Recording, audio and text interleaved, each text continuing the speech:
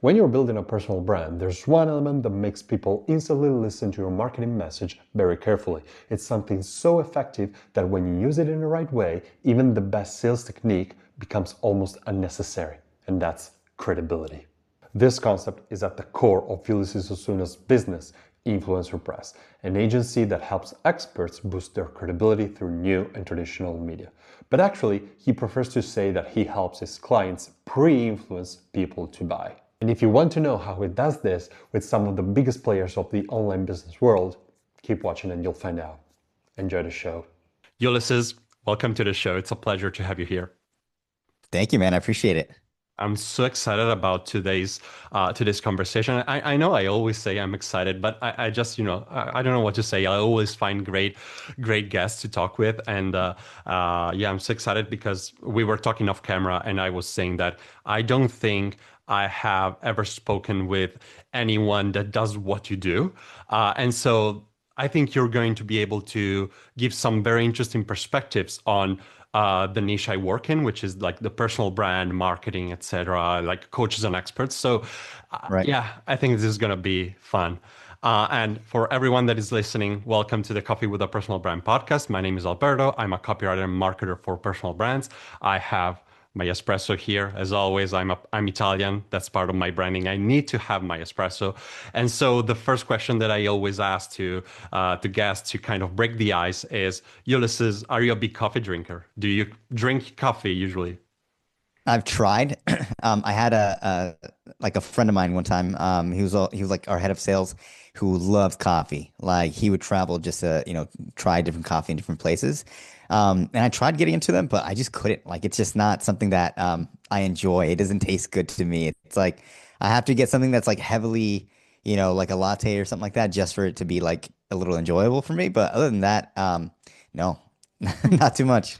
Interesting. And I always say that I use this question to break the ice because everyone, and that's incredible to me. It's uncanny that everyone has some kind of experience with coffee in one way or another. Like, yeah, I tried it, but now I hate it. Or, yeah, I used to drink 8 cups, but now I cannot even smell it. So it's incredible that everyone has some past with that. And so I would say I can already see the name of your company and like what you do. It's pretty clear from your background, just seeing your background. But why don't you start by introducing yourself and sharing a bit of your story for those that don't know you and don't know what you do? Yeah. So I run a company called Influencer Press, and we primarily get, people to the level where they kind of build their personal brand, but very specifically through media and PR. I'm a big proponent that one of the fastest ways to build your personal brand is through media. I think a lot of other ways, it's just a little bit harder. It just takes a little bit longer. And there's so many things that you can do to build your personal brand. It's just, to me, it's like which vehicle is the fastest? And I'm biased, obviously, but I do think that PR media is kind of one of the best ways because you see a lot of big people in the space. They're constantly doing podcasts. They're constantly speaking on stage. They're getting inside of the media, inside of articles and publications. They're getting on TV. And that just kind of builds like the personal brand, the company brand. You have now third-party validation. People look at you in a different light. I remember when I was first starting out, very few people gave me the time of day. And it's because I truly didn't have anything to show for it. So they just didn't care, right? They would leave me on red. They would like it would be hard because I would do a lot of cold DMing to try to close sales. And like there was nothing that differentiated me and nothing that gave them the even thought that like this is worth their time. So if I can't even get past that, then there's no way that I can show anybody my skills. So for me, building a personal brand and for everybody, it's kind of like the first step into at least removing the barrier to entry. So that way you can prove yourself if you're good enough to do what you say you can do. So yeah.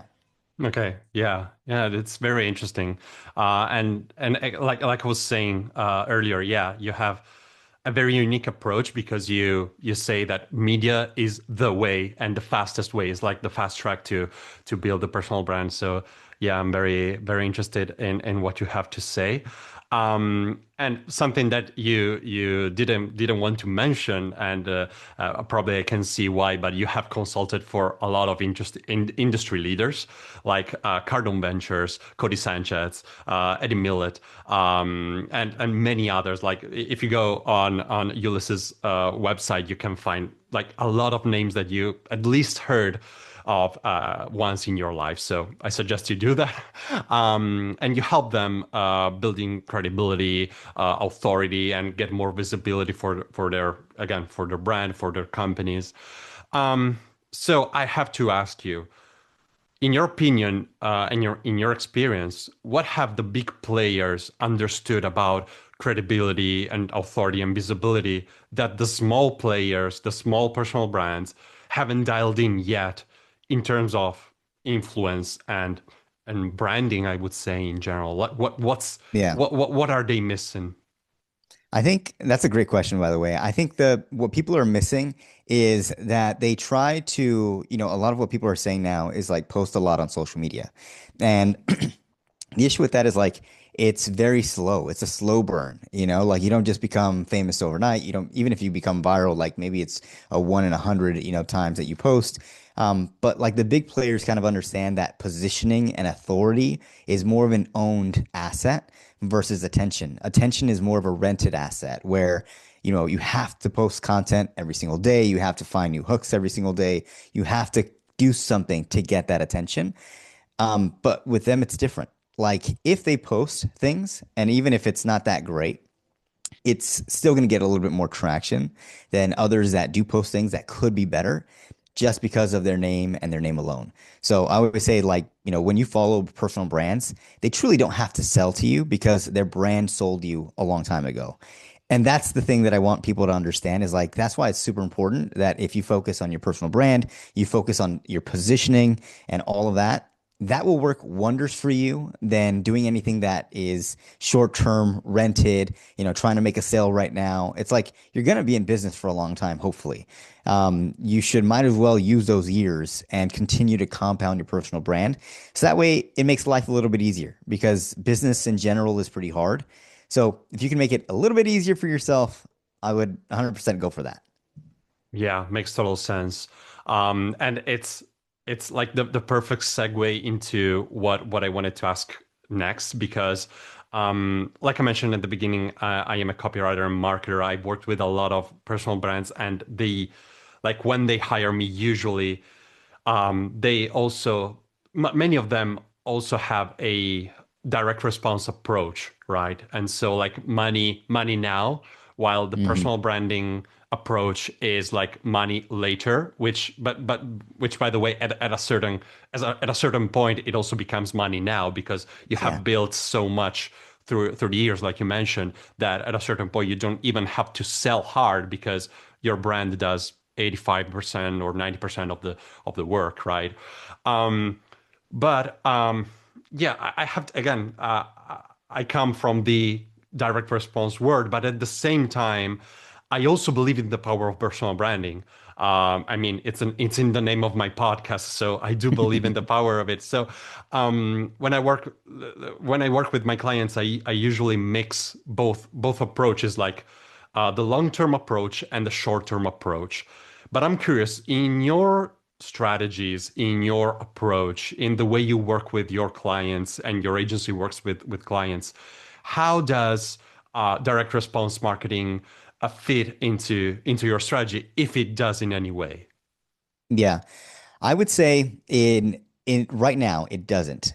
Just because there's people like you that are going to be far better at that than me. I would the way that I would differentiate like ourselves to others is like we're not necessarily lead gen, right? There's other companies that specifically focus on just getting you customers, acquiring you customers, and there's other companies that focus on hiring, setters and things like that. So like there's different departments. Mine is definitely more of a long-term play. And we used to try to focus on direct response, where it's like, okay, just try to make money immediately. The issue with that is like when you're building your brand, nobody really takes an action, at least from my experience. You probably have different experience, but nobody really takes an action the first time that they learn about you. So even if we do get you media exposure and there's like CTAs, there's a funnel and things like that, but people don't really know you. It's the first time ever listening to you. It doesn't necessarily like matter. It's not, it, they're not going to make a decision to be like, all right, I want to hire you today. So because of that, it's more of a long-term play. So I would say other people are probably better at that than me. Okay, yeah, I see. And so like when it comes to, so let's say I want to build a personal brand and I have my like an offer that I want to promote. Do you think that people should like say no to short-term money and like build their brand for a few months or years before getting an ROI so that they can play the long-term game? Or do you think there is some way where they can start earning, but at the same time building their brand with influence, with a strategy like yours? Yeah. I'd say if they're, it depends on the side, like where they're starting out. If they're starting out Mm, in the beginning of their business, maybe the first couple of years, I would say don't even worry about focusing on your brand because you need a lot of other things first before you focus on your brand. You need a good offer, you need a good sales process, you need a good marketing process. If you don't have that, you don't necessarily have a business. If you can't acquire customers repeatedly every single month, then it's not going to work out to like even if you do work on your brand because working on your brand is not going to happen immediately. So I definitely think where you start off matters in what you should be doing. Initially, you don't need a brand. What you truly need to do is focus on making money. Once you kind of figure that part out, and you have a good offer, and people are closing, and they love your product. You have good NPS scores and stuff like that. Then I would say start focusing next on your positioning, on your brand, because then everything that funnels through, you kind of have dialed in. Now, obviously, systems decay and things like that, you're going to have to constantly update. But you'll have a much better understanding of how business works before you start working on something like your personal brand. Because there's a lot of people that also focus on the personal brand that have thousands of followers that also still don't make a dime. They still don't make as much money as somebody who doesn't have any followers, but has a good running, business, good, like well-oiled machine. So there's two sides of that spectrum. So I would say where you're at, focus on making money first, focusing on dialing in on how the business runs, marketing, sales, fulfillment. And then after that, focus on building stuff like this, your personal brand, getting inside of the media. So that way it okay. enhances what you built. Yeah, okay. Now, okay, I get it. From what from what I heard, it really sounds like the first part of the business journey is direct response because you need to get the data. You need to analyze all the metrics that you're getting to see what works to build your offer. And so you're really focusing on building, yeah, the right data and see what you need to focus on. But once you have the basics in place, then you work with the long term, and that's where you come in. Did I? Yes. Okay. Yeah, that's exactly right. Because let's say you don't have that information, right? And you go into the media, it's not going to play how you want it to play out. But like, let's say you have that information, you're making sales, you know exactly what converts. Well, now you know your messaging. Now you know your audience. Now you know exactly what language to use when you're on TV, when you're on a podcast. Without that language, even if you get media, nothing's going to happen. So, yes, that's why you should do that first. Yeah, so you're not hating on direct response, but you're just saying that it's something that you need to do first, and then you can focus on what you do, or what you do with influencer press. Okay, makes sense, makes Right. sense. Love this perspective. It's very, very interesting. Thank Okay, you. Thank you. okay, so the first game, I think we can move to the first game. I always mention for the people who've been following the podcast know that this is not the usual Q&A type of structure podcast. I like to mix in some games, and so the first one is called 10-second take. This is a new game, and so you're a PR expert, like we mentioned. So in this game, I would like to give you some words that have to do with the word of PR. And what I want you to do is give me the best definition that you have for that word in less than 10 seconds. Okay. Okay. In this way, we'll better understand how you think when you work with your clients. Okay. All So right. very quick. definition of the words that I'm going to say. And do you think you're ready? Do you feel ready? I hope so, dude. I hope I do really good. No, I think you're very ready because the first one is visibility. How would you define it? Visibility is getting exposure for your product or service. Okay, pretty simple. Authority, how would you define it? Authority is having people be sold on you so that you don't have to sell yourself. Nice one. Now the next two ones, they're different. So we have influence and pre-influence, which is your kind of unique mechanism. So what's the definition of influence for you? Influence is when somebody already knows about you and they've had like a long-term crush on you and they believe in you. Pre-influence is when somebody's never heard about you, but you get them to the point of that part influence before they even speak to you. Awesome. Ulysses, you passed the first game. Perfect. Thank you. Was it easy? Was it, how did you feel? I was like nervous at first. I think it did. I think it went well. Yeah, I agree. And do you want to expand on the topics that we touched on, like the authority, visibility, influence, and pre-influence? Do you want to expand in any Yeah. way? Let me expand upon pre-influence really quickly. So, Yep. I think this is something that is super important, not for influencers, so not for the people like Ed Mylett, Codie Sanchez, things like that, because they have influence with the majority of the market. Like they're going to know them already, right? So that's not necessarily their issue. But for people that don't have that type of name yet, they can't necessarily build influence. They have influence with their own community, but what they need is pre-influence. So they essentially need to like persuade people from the moment that they hear about them to the moment that, they make a decision whether or not they want to follow you, work with you, things like that. Normally that happens by building up a lot of media. And if somebody schedules a time with your sales rep or with them or with you, like you want to send out things that are super, super important that also have third party credibility.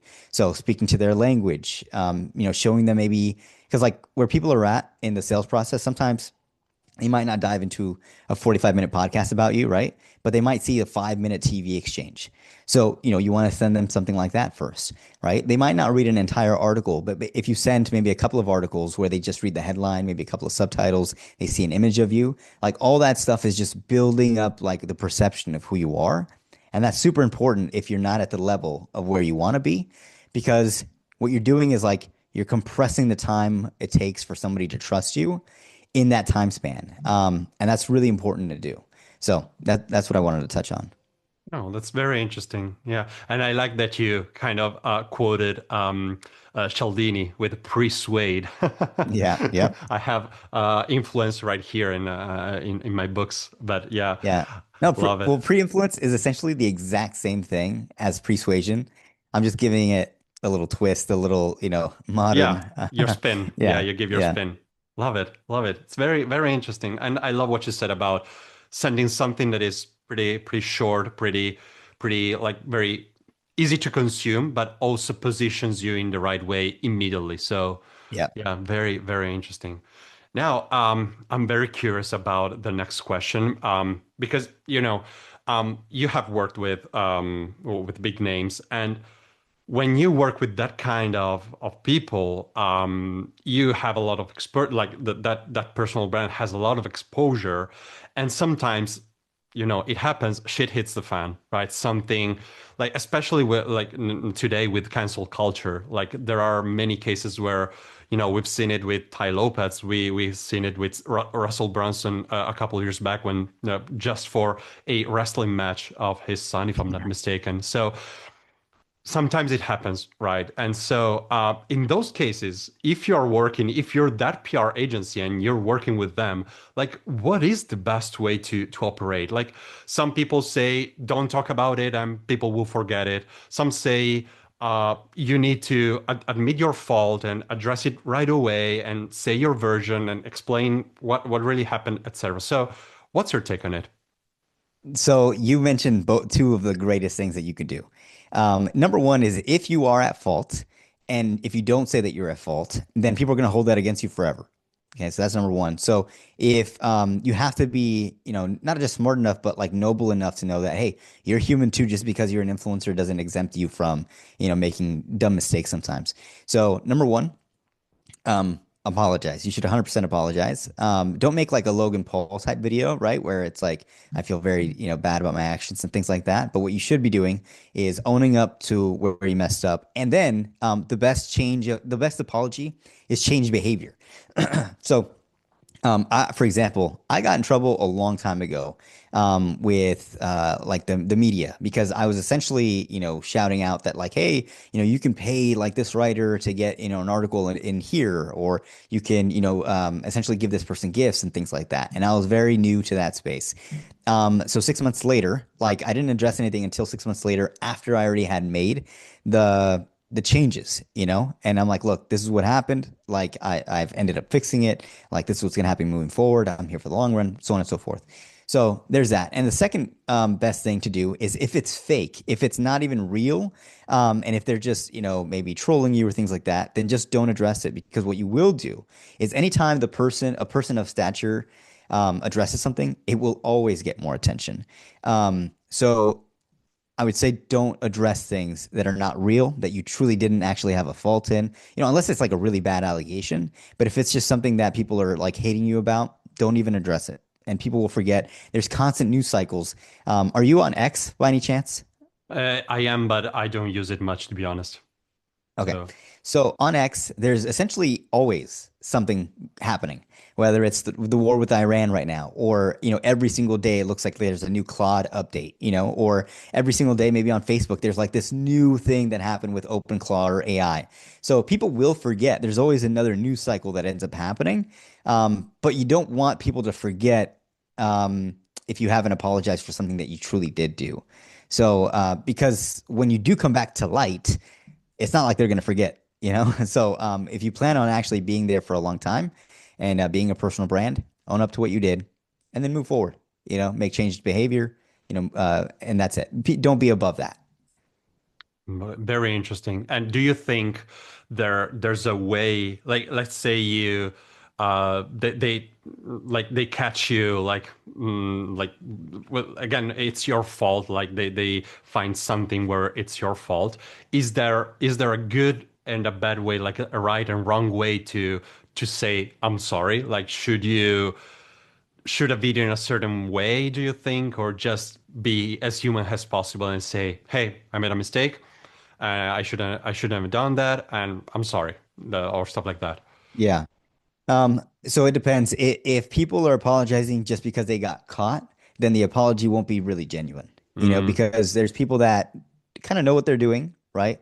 And I feel like everybody knows something that they might have done that that they were okay with doing, and they know it's wrong. We're human. We're gonna do that. Nobody's perfect. So if the apology comes across that way, it's like, hey, I'm apologizing, but it's really because you just got caught. It's almost as if you didn't do the apology at all, and it's just gonna make it worse. And if you apologize and try to justify, then again, people don't really care. What people want to see is crazy, but people want to see people own up, and they kind of want to see some sort of like punishment, which is, I think, like a human nature type of thing. So don't try to justify, even if you are, there's always like variables, right? If you are truly in the right, and you just did maybe something wrong in that like circumstance, then 100% justify. But if you are wrong and you know you're wrong and you were just saying it like, oh, because, I had to do it because of this, and that, then the excuses don't necessarily matter. Um, so yeah, definitely circumstantial, but that's a good question. I've never been asked that before. Oh, cool. I'm glad to hear Yeah. that. No, I'm always very curious because, again, especially when you have a lot of exposure, it's very easy to make mistakes. And like you mentioned, there are people that are just waiting for you to make a mistake in a certain sense, right? You're just there because maybe your success, like one of your clients in this example, is very successful. And so as soon as like yeah, you sleep somewhere and there's like a mistake that you do in your business life or your personal life, and they're already there pointing a finger and say, I knew it, I knew you were like you're so rich and successful, but you're a bad person. And Yeah. so in those cases, it's very hard to know what to do. That was my perspective, and I said, "Wow, I don't know what a PR agency would do. Like whatever you do, in a certain sense, you do wrong, right? Yes. Because like some people will still find reasons to point the finger and be angry, etc. Right? And so I was Yeah. very curious. Yeah, yeah, If I can touch on that too, yeah. because you expanded on it, which is really good, is that people, it's important to know like people hold their opinions very close to their heart. I don't know if you've seen over the past couple of years, but on Facebook, everybody at one point is either a political expert, a health expert, or something along those lines. Whether if it's wars, who's going to be president, what peptides you should be taking, all this type of stuff. People hold their opinions really close to heart. They argue with people in Facebook comments. So you have to know that. You have to kind of be aware because when you're apologizing, you're not apologizing to convince somebody to not be mad at you. You're apologizing because it's the right thing to do. You can't control how they react to your apology. There's going to be a lot of people that probably don't care about your apology or don't think it's genuine, but that's not necessarily what matters, because you probably wouldn't be able to change their mind anyways. So yeah, for people that like do something bad, like just because the mob is after you doesn't mean like the mob is right. They're going to hold their opinions very close. They care about what they have to say, and because of that, just take that into account. Because a lot of us have that, in us, and a lot of Yeah. people are scared about what other people would say about us. Yeah, yeah, so true, so true. And yeah, everyone is like an expert in everything all at once. So Yes. yeah, yeah, it's very true. And you can see it every day on any social media platform. It doesn't matter if it's X or TikTok or Facebook. It's always the same. Yep. Yep. So That's why I take it with a grain of salt. oh yeah, yeah, for sure. Now, let's move to the second game, shall we? The second game is called Coffee Date. Yeah, again, coffee with a personal brand. So the theme is coffee. So here's how it works. You can have three coffee dates with whoever you want. In your case, it can be people who had big influence in their industry or a big influence on you. Getting to do what you're doing now. But the important part is that one needs to be alive, one needs to be from the past, and one needs to be a Okay. fictional character. So from a TV show, a Netflix show, a book, a comic book like comics or stuff like that. Can be anything fictional, anyone or anything fictional. So Yeah. who would you pick for your coffee dates? One alive, one from the present, one from the past, one fictional. So the person that's alive is I would do Elon Musk. Absolutely. The one that's dead, I don't know his name, but there's a famous like monk who sat down in the middle of the street, poured gasoline on himself, and lit himself on fire, and he Oh didn't yeah. move at all. And he passed away. And then the third person, fictional. I don't know if you've ever seen the show The Blacklist, but I would definitely have a coffee date with Raymond Reddington. Yeah, So interesting. So you passed the second game too. Wow. Oh, thank that you. was great. That was great. So, for the last, we're going towards the end, and for the next question, you have to know, Ulysses, that previously in this podcast, I had Marley Jacks, who is a social media expert, but also media expert in general, and I asked her a question about what's the future of TV and radio because she works a lot with social media, but she also appeared on TV and radio shows and all kinds of media vehicles. And so, like you're a PR expert, and so you're very qualified to talk about this topic too. And so, I'm very curious, what do you think will happen to traditional media like TV, newspapers, radio shows? Will they disappear? Will they die? Will they adapt? What do you think? Well, if they don't adapt, they will disappear. And we've seen that in the past, I would say just 4 or 5 years. The traditional media is no longer like the big giants anymore. People don't really trust it anymore. They trust more podcasts. They trust more one-on-one conversations like this. This is truly the new media. And it's the ones that people care about the most. It's the ones that people actually dive into the most. I would say the people that really care about like CNN or Fox or things like that, they watch it, but it's because they've always watched it. They're not necessarily watching it now because they just got into it. I would say unless you're in like politics.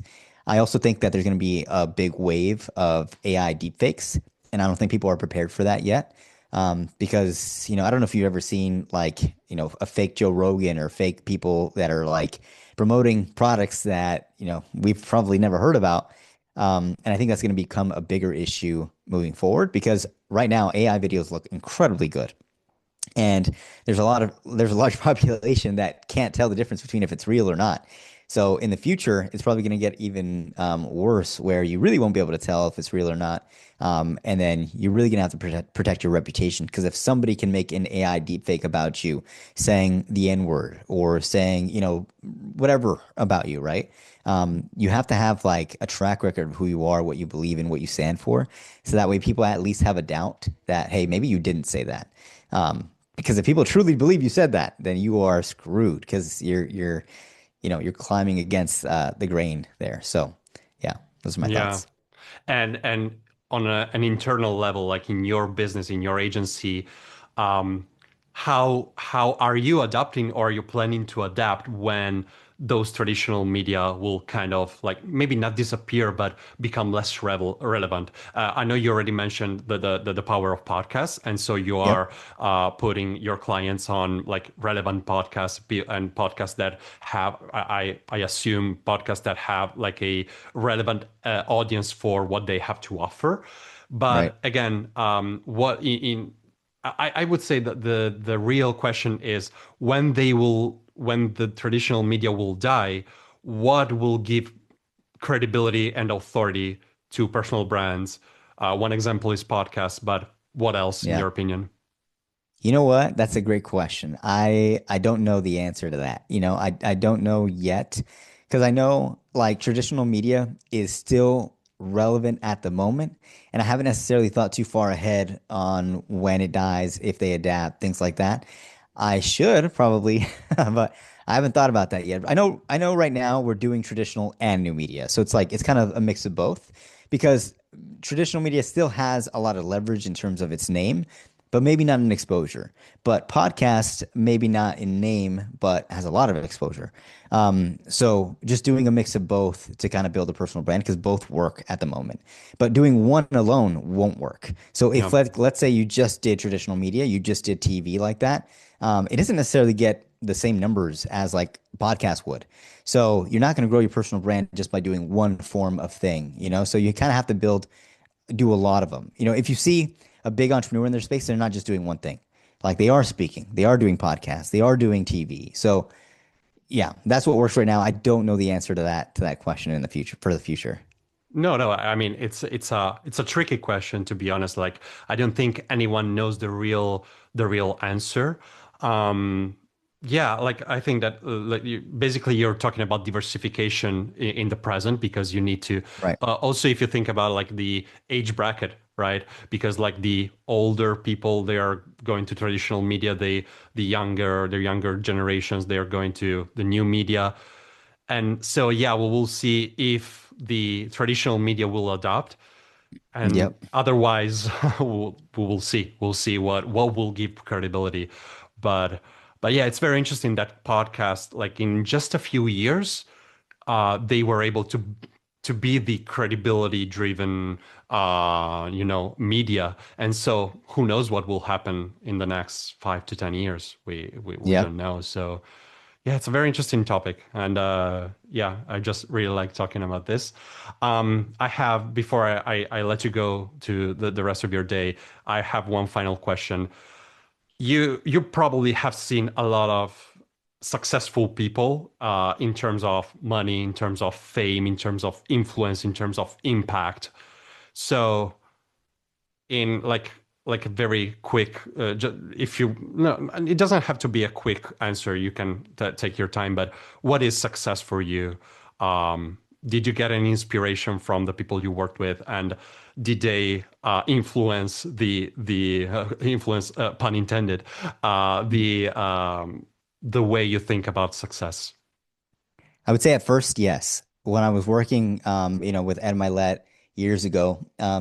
He is like he can inspire a room, of thousands of people.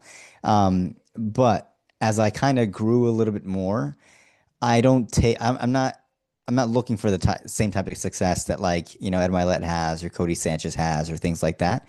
To me, my version of success is from what we know, and I do believe in God, but from what we know, this is the only life that we have. We know that. Like that's the core thing that we know.